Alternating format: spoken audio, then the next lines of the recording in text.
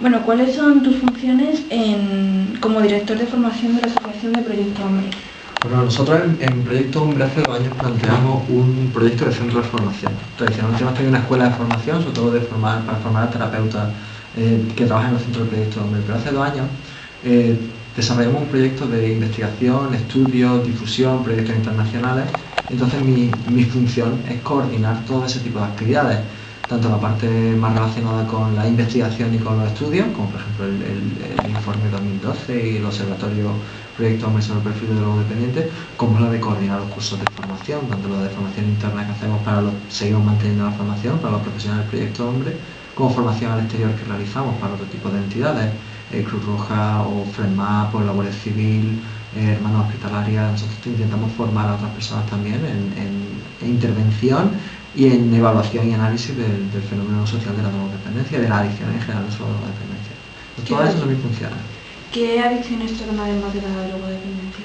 Bueno, en Proyecto Hombre hace ya bastante tiempo que trabajamos con el concepto más relacionado con adicción, más que con el concepto de drogodependencia. Tradicionalmente Proyecto Hombre es una entidad asociada a la drogodependencia.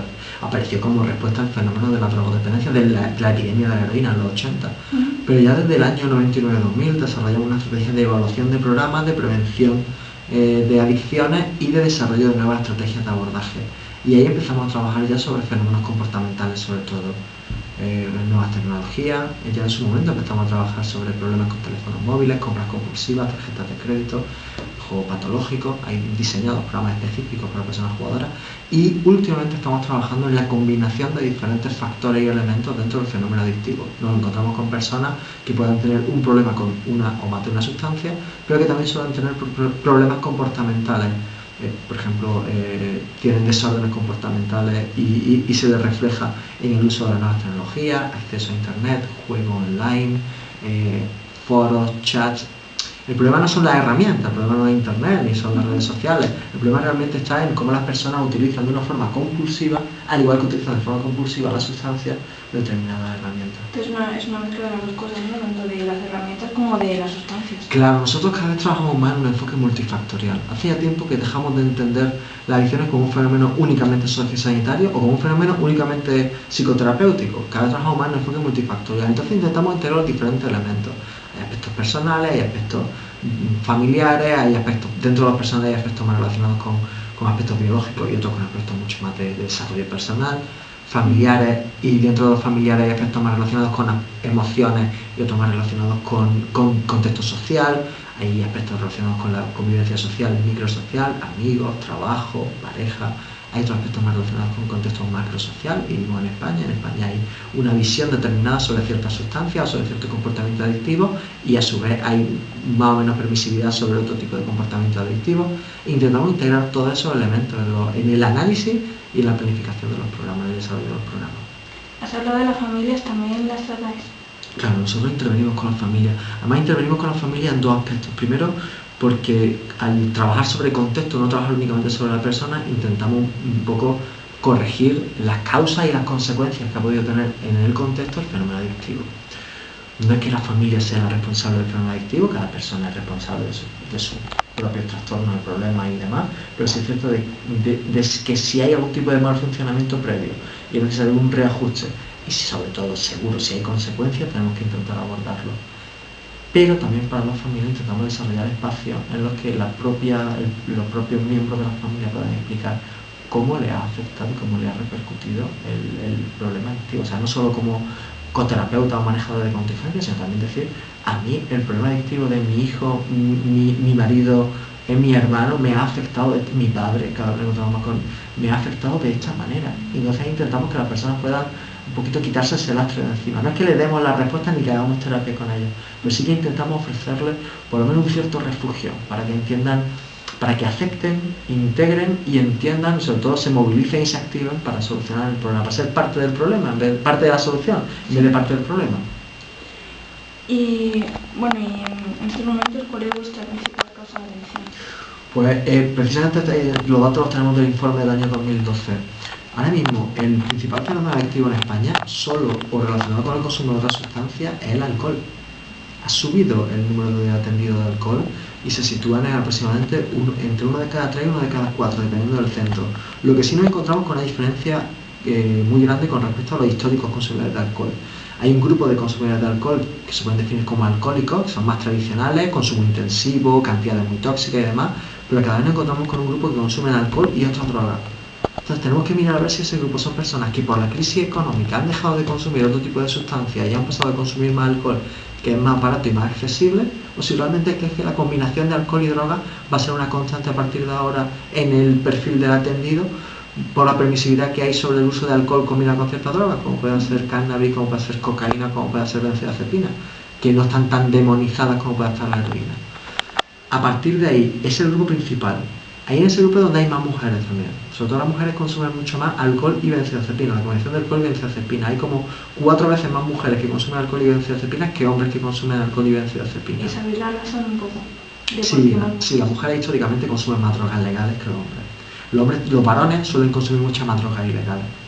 El espíritu ese de riesgo, de saltarse normas y demás, en España sigue siendo un perfil mucho más masculino. Y la mujer que consume drogas ilegales suele tener una pareja consumidora de drogas ilegales. No suele ser el consumo de drogas ilegales inicial en la mujer, sino que suele estar vinculado a una relación, pareja, amigos cercanos y demás. Si vemos varones, si nos encontramos con muchos más varones que de forma aislada o independiente consumen drogas. Después del alcohol, aparte del tema del alcohol, la segunda sustancia de consumo, de consumo no, de atención, porque estos datos son de atendido en Proyecto Hombre, hablamos de 20.000 personas atendidas al año, es la cocaína. A pesar de la crisis económica, la cocaína sigue siendo la sustancia principal en 1 de cada 3 atendidos en Proyecto Hombre. A pesar de la crisis económica, a pesar del hundimiento de los ingresos, a pesar de la construcción, a pesar de que muchos están desempleados, también como un 50% están en activo laboralmente, cocaína sola, cocaína con alcohol. Normalmente la combinación es cocaína con alcohol. Y también aquí nos encontramos cocaína con alcohol y con algún tipo de comportamiento compulsivo, sobre todo juego patológico. En menor porcentaje sexo compulsivo. No nos atrevemos a hablar de adicción al sexo. Hay un debate muy grande con respecto al tema de adicción al sexo. Pero sí es cierto que el sexo compulsivo lo encontramos en muchas ocasiones relacionado con el consumo de cocaína. Nosotros siempre trabajamos fundamentalmente en función del trastorno adictivo. Tercer perfil atendido, el perfil más tradicional del consumidor en España, que son los consumidores de heroína, pero que consumen heroína mezclada con cocaína fundamentalmente, no consumen solo heroína, la suelen consumir por vía inhalada, aunque 1 de cada 4 más o menos todavía se inyecta la sustancia, y estos son el perfil más desestructurado. La identidad social drogodependiente en España sigue siendo este grupo. Este grupo ya es el tercer perfil de la comunidad, no estamos hablando del perfil prioritario, y si nos encontramos con que más o menos 1 de cada 5, 1 de cada 4 de la atendidos en Proyecto Hombre está en este perfil. Y nos encontramos cada vez más. Bueno, este perfil de consumo de heroína y cocaína, tenemos que decir ya en un momento determinado que hace falta nuevos abordajes, porque son personas que se han cronificado mucho en el consumo, son personas que tienen muy deterioradas sus características psicosociales y sociosanitarias, suelen tener enfermedades asociadas, suelen tener problemas jurídicos, tienen difícil acceso al empleo, suelen vivir más en viviendas de apoyo al tratamiento o en residencias, las familias suelen estar más alejadas de... Tienen mucho más desestructurado, son mucho más, este perfil está mucho más desestructurado. Muchas de esas personas llevan 20 años consumiendo heroína, entonces es difícil plantearlo ahora un programa completo con los objetivos altos como teníamos en las comunidades terapéuticas tradicionales y demás. El cuarto perfil de atendido, nos encontramos con personas que están alrededor de 25 años, 22, 23, pero también de 28, 29, que son consumidores fundamentalmente de cannabis. Ya no son adolescentes, no les sirven los programas de prevención indicados, los programas de menores, consumen cannabis de manera casi exclusiva, no sustancia sí es verdad que podemos considerar que la que sí tiene un consumo intensivo, suelen vivir en casa con los padres, la mayoría no estudian, la mayoría no trabajan, pero ya no hablamos de adolescentes, hablamos de gente joven. Y para este perfil en concreto, además, una de las conclusiones más duras que nos sale en el informe, no tenemos programas específicos, estamos empezando a desarrollar programas específicos, porque el abordaje es diferente de los programas convencionales de heroína o de los programas de atención a cocainómanos o alcohólicos. Entonces hay que desarrollar programas específicos. Entonces ahora nos encontramos con que el cuarto perfil de atendidos que ya están en tratamiento, no que puedan ocurrir o que están consumiendo, que ya están en tratamiento, son personas jóvenes, fundamentalmente varones, consumidores de cannabis. Son los 4 perfiles principales de atendidos: alcohol, cocaína, heroína mezclada con cocaína y cannabis. Y bueno, ¿cómo es el día en el centro? En los centros de Proyecto Hombre, depende del tipo de programa que sea, pero fundamentalmente de lo que se trabaja en dos claves diferentes. Hay una clave que es mucho más ambulatoria y otra clave que es mucho más residencial. En clave ambulatoria se trabaja mucho más en atención directa, entrevistas, grupos, algunas actividades de la vida cotidiana, pero se trabaja más en clave motivacional, que la persona se dé cuenta de qué es lo que ha pasado, de qué es lo que ha fallado, integrar diferentes tipos de elementos, atender a la familia. Se trabaja mucho más en clave de atención, en los dispositivos ambulatorios. En los dispositivos residenciales suelen ser comunidades terapéuticas, también puede haber vivienda de apoyo al tratamiento, residencia y demás. Se suele trabajar mucho más sobre actividades de la vida cotidiana, normas, límites, responsabilidades, tareas de casa, higiene, sueño, alimentación.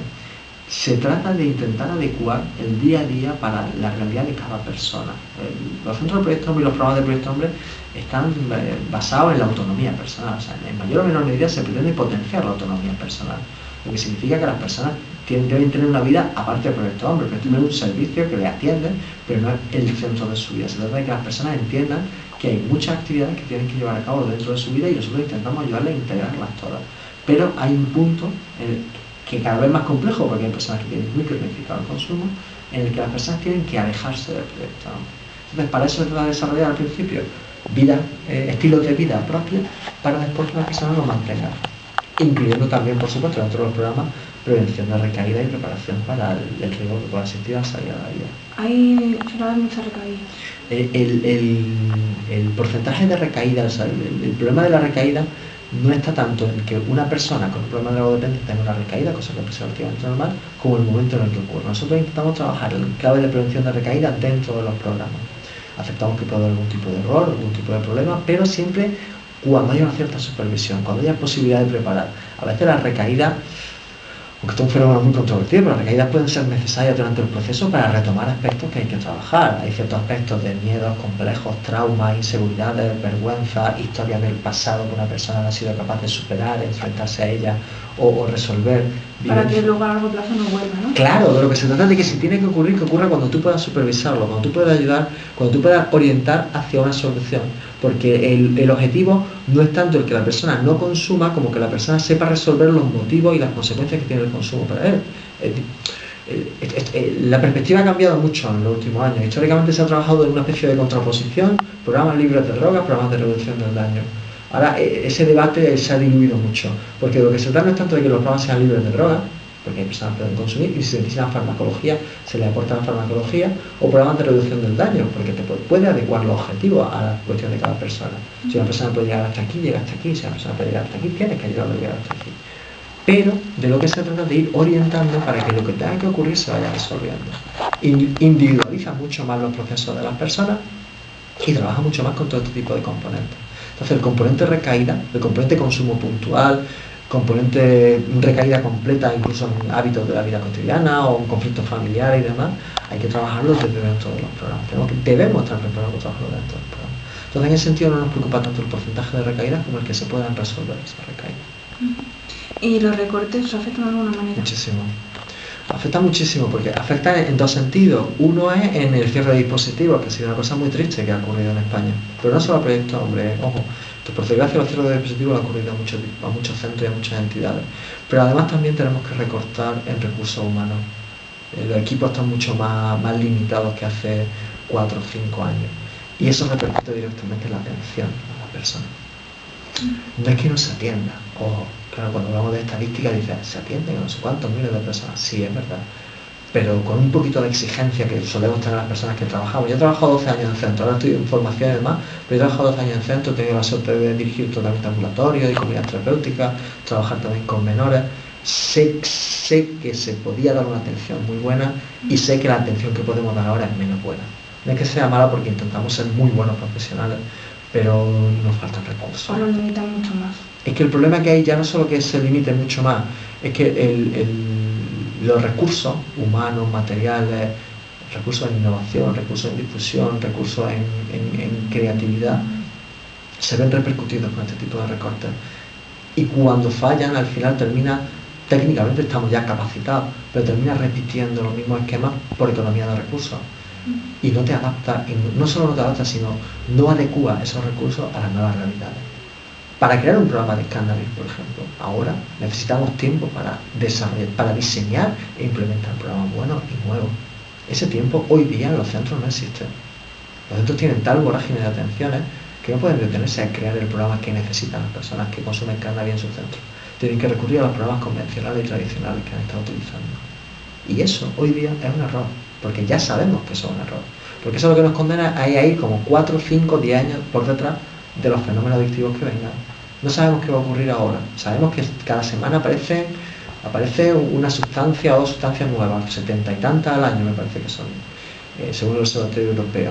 Normalmente son derivados metanfetamínicos y demás. Bueno, esperemos que ninguna de estas sustancias arraigue bien en el grupo de consumidores adolescentes, porque nos encontramos con un problema dentro de 10 años, no hoy, sino dentro de 10 años. Y necesitamos tener las herramientas y los recursos para poder desarrollar estrategias preventivas y de intervención temprana hoy, para que no nos aparezca el problema dentro de 10 años.